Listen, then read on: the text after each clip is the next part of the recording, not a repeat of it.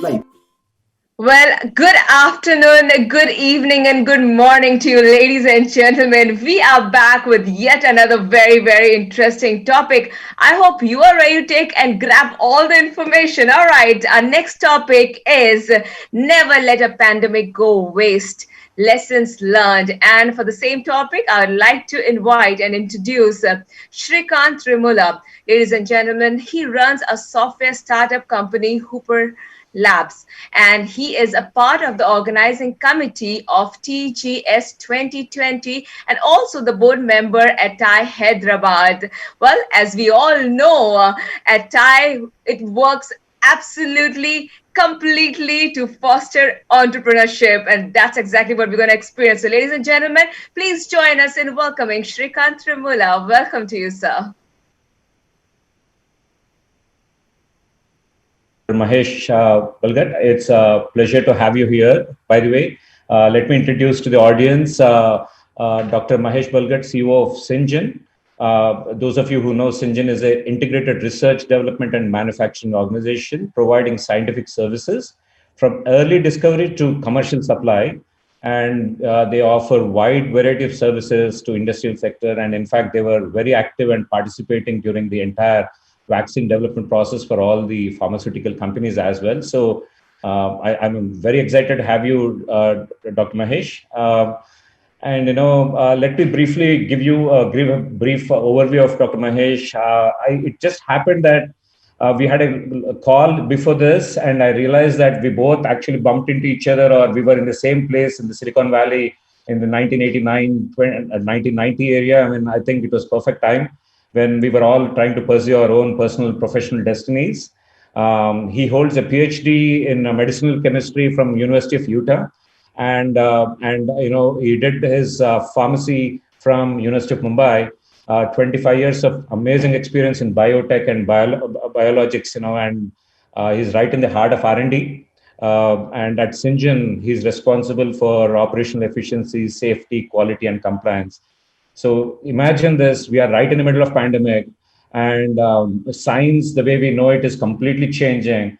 Medicines and medical discovery is going through transformation, and we have the right person, I would say. So we are very lucky to have you, Dr. Mahesh, and welcome to the panel.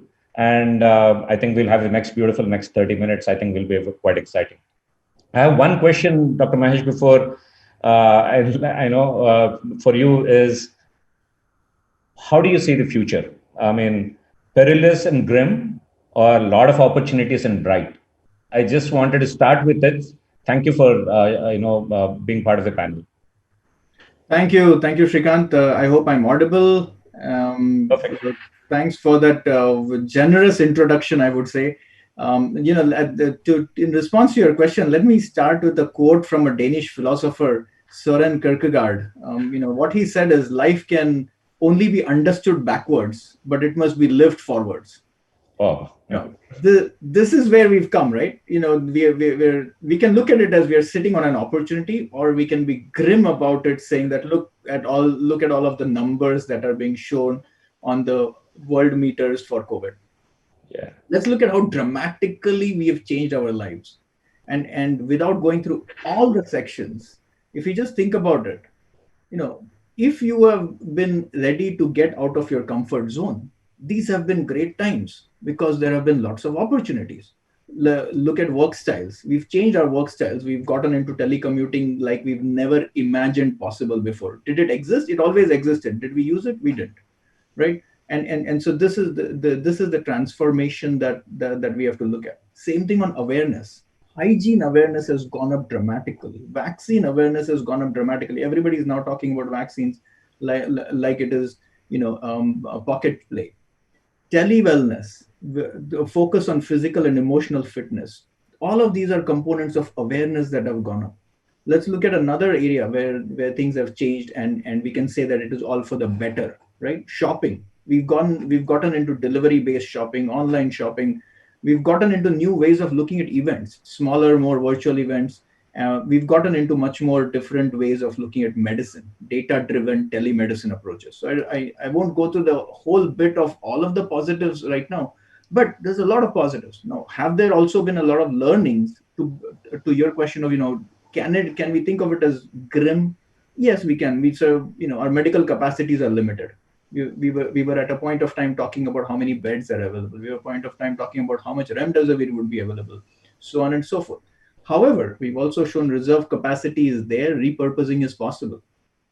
In our industry of the pharmaceuticals and biotechnology industry, we realized we had a huge amount of dependency on China for APIs.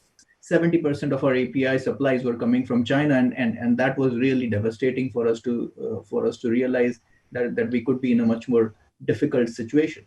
We knew we manufactured vaccines, but we know we don't discover them. We know we use the diagnostic kits, but we don't manufacture them, let alone manufacture the components. So yes, there are some downsides and there are some challenges, and our supply chains, of course, are fragile. That said, digital transformation, I think, has been of course a key component of this.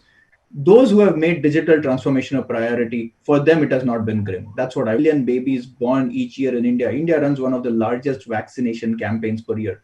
But that still, with 25 million and 3 doses of vaccines, you might say, about 75 million doses or what have you, at any given point of time, of a single vaccine is what a country like India may be looking at.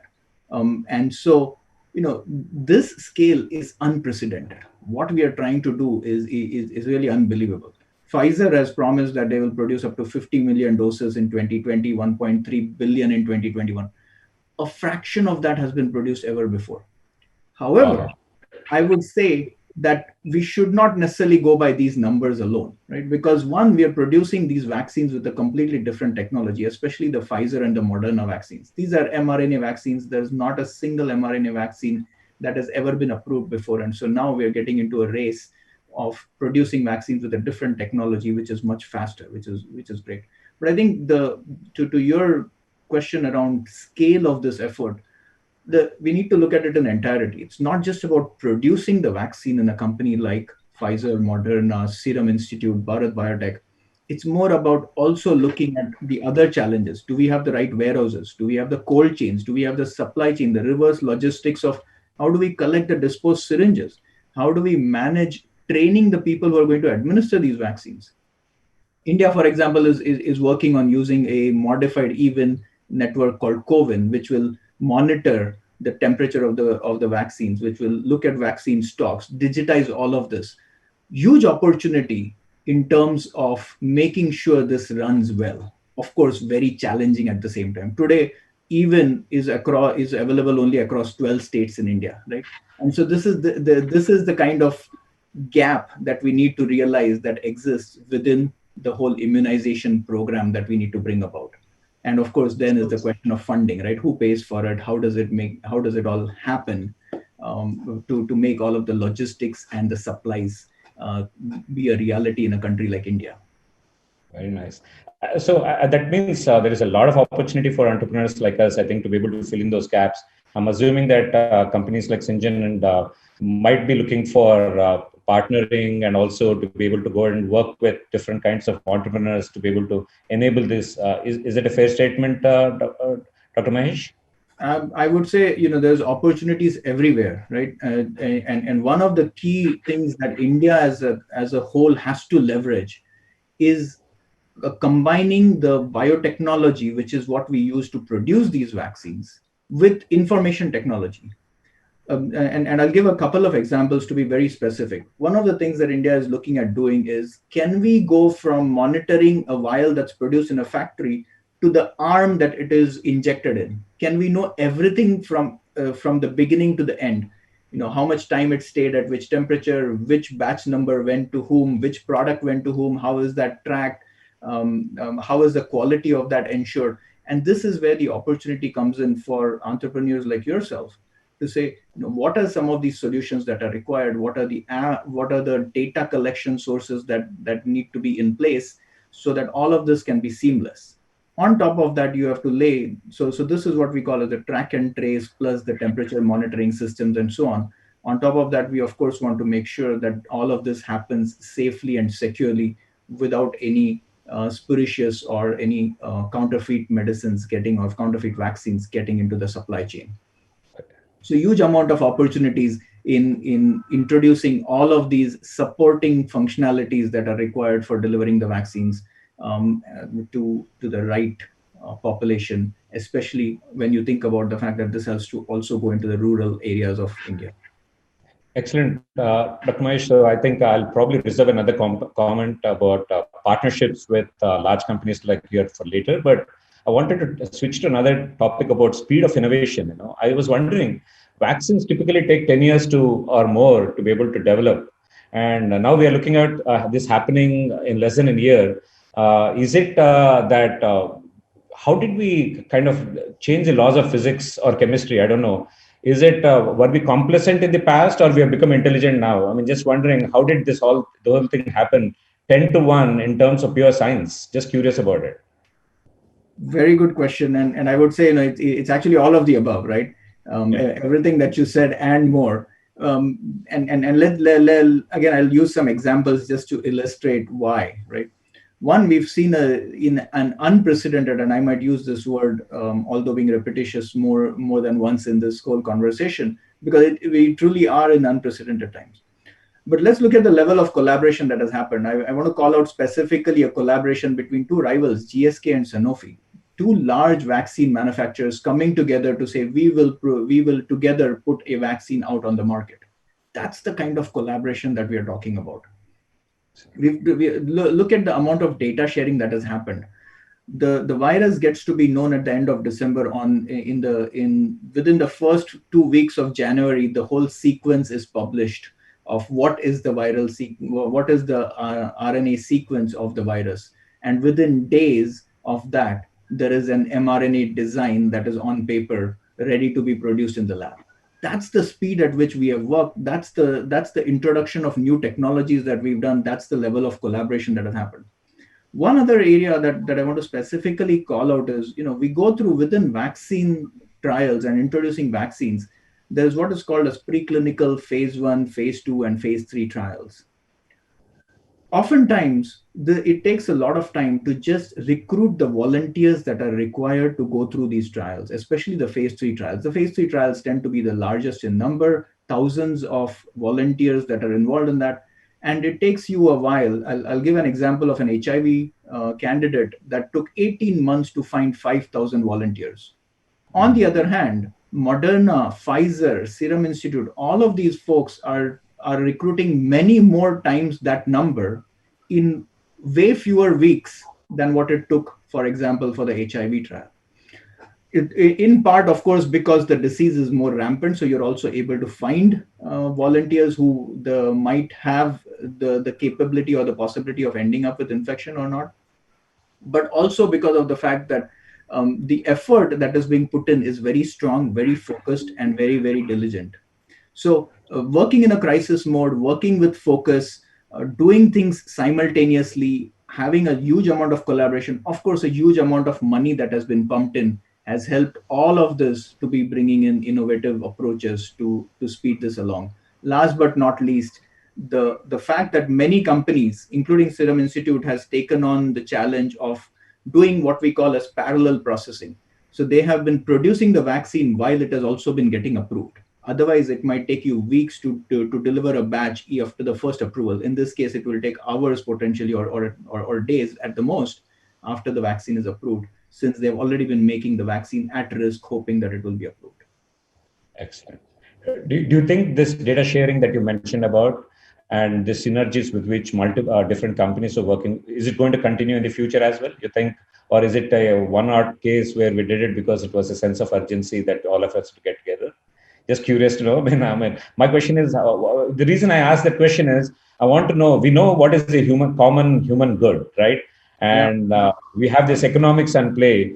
I'm just wondering, where is that fine balance where we know what is right thing to do versus what is beneficial for a company? Might be a very tricky question to ask, but I still wanted to, as an entrepreneur, I'm just curious to know what your thoughts are. And again, I would say it's a very good question. If we look at what we learned from previous incidences of pandemics or epidemics, if you will, the whole issue around it has died down rather unceremoniously, if you will. In this case, that's probably not going to be what's going to happen, right? Because the impact of this has been way more than what we've heard of SARS-1 or MERS, and therefore this should lead to people doing a lot more sharing.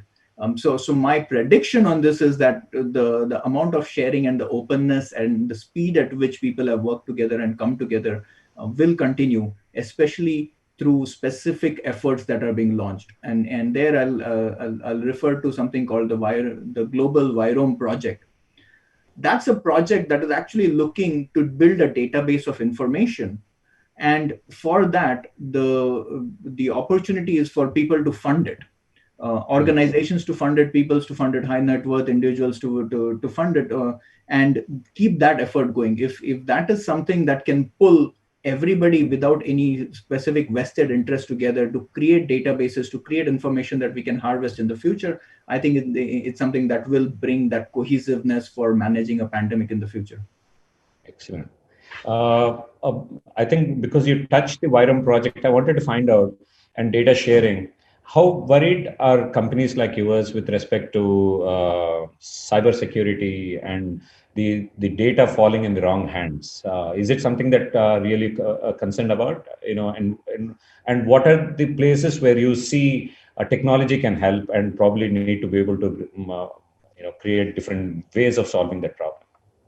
And I would say that is certainly a concern. It's of course much more highlighted by COVID times, because as we go through these COVID times, we've seen a set of attacks, both within India and outside India, right? So we've had some of the specific pharmaceutical companies in India that have gone through recent sets of cyber attacks, but there's also others that have been going through it in more recent times.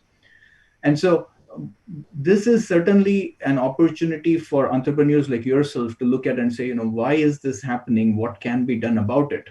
While we don't know all the reasons behind this increased level of cyber attacks, we know that high value and high opportunity and high level of presence is something that does bring about the evil amongst the communities, the evil amongst the people who want to show that yes, they can be on top of technology, to actually bring such disruption, if you will. And so I think it's certainly a concern for us. It is certainly something that we look at, making sure our systems are strong. But as you know, this is something that's an iterative process. You build strength and somebody else builds even more strength. And there again, I would say, is an opportunity for entrepreneurs like you to come in and say, what are some of the things that we can do? I'll call out specifically, though, that it's not just about the systems and our data management systems that we need to be worrying about. It's also the supplies that we need to be worrying about, right? How do we make sure that every shipment that leaves a factory is secure? How do we make sure that every refrigerator or every warehouse where the material is stored is actually secure? How do we make sure that the data that is collected from a patient security perspective or from a volunteer security perspective is also secure, so that all of the comorbidities, the patient confidentiality is maintained when we work at this scale? Very interesting challenge. I'm sure it's something that needs to be picked up. On that note, you mentioned in 3 of my questions about entrepreneurs like you, and I wanted to tap on it because I'm very sure there are a lot of entrepreneurs in the audience. How do companies like Syngene partner with entrepreneurs like us? Because the reason is, how do small companies which are looking for opportunities to serve the large ones can find meaningful partnerships? Is there any program that you have, or how do you tap into the talent that's outside, which is probably not part of your organization itself? That's another question I had. I was just wondering if you could throw light on it. Yeah, and I'll tell you, there's many different ways by which that can happen. We are specifically working constantly with folks who are, for example, looking to see how we can produce materials differently, right? Or at a higher scale or in a different way. I'll give an example. We heard a lot about the RT-PCR kits that are there. RT-PCR kits require some very specialized reagents to be present in there. And we started working early on with smaller players who wanted to put RT-PCR kits on the market, making sure we could bring our technology to their help, so that the two of us combined, we can make the RT-PCR kits as made in India a reality. So we started manufacturing, we repurposed some of our facilities to make what are called as the probes and the primers, which go into the RT-PCR kits. We started making those, enabling Indian manufacturers to say, you don't have to go outside. Now you can start to think of making your own kits. Similarly, we started looking at, there are some proteins that need to be made for other diagnostic kits. We said we can manufacture those proteins in our facilities. We can provide those to you and look for speeding up in partnership with you the assay development and putting new kits on the market. These are just some examples that I want to give you. Of course, then there are the more traditional solutions that we've seen applied in every factory. For example, looking at businesses who have been selling us some services and asking them to see if they can now go from what they were doing for us cleaning, now move to sanitizing. What they were providing us with some chemicals, now providing us with hand sanitizers, so that you keep your supply chain intact, you keep your vendors intact, but you also give them opportunities of working with you on broader sets of terms. And the other one that I'll mention is we've also worked with partners to say, on the whole vaccination approach, help us develop apps, help us develop components of what will be required for vaccines. How many will we do? What is the location? How will we communicate? What's the post-vaccine follow-up? What is the comorbidity or the other, demographics data that we want to collect? And having partners with us to start to look at what a vaccination passport or an immunization passport that can be created from all of this data, so that our employees, when they are traveling, or our employees' family members, when they are getting their shots, have all of this information available. So many different ways and many different avenues where we've been able to find opportunities for the smaller partners or the smaller entrepreneurs to actually work with us. Excellent, Dr. Mahesh. I mean, very insightful. I think two things. One is, as a closing remark, I wanted to find out your philosophy of Syngene and your view of the medical sciences in general, because I wanted to know how you see it, philosophy of Syngene in general. And one last thing I wanted to ask you, maybe as a follow-up question, is when the vaccination is available, how companies like yourself and people like us, small companies, administer it within our organizations? That's 3 years. Just thought probably if you can touch on that as a closing note, that will be really great, Dr. Mahesh. Yeah, so let me take the second one first, which is about how should we approach vaccination once it's available, both as large and small companies. And I would say there is a lot of work to be done right now itself. Even those we may be thinking that the vaccine is still far away. It's not that far away. First of all, let's hope that the production plans for all of these companies continue as planned, and therefore we are able to receive vaccines at least for the higher priority population.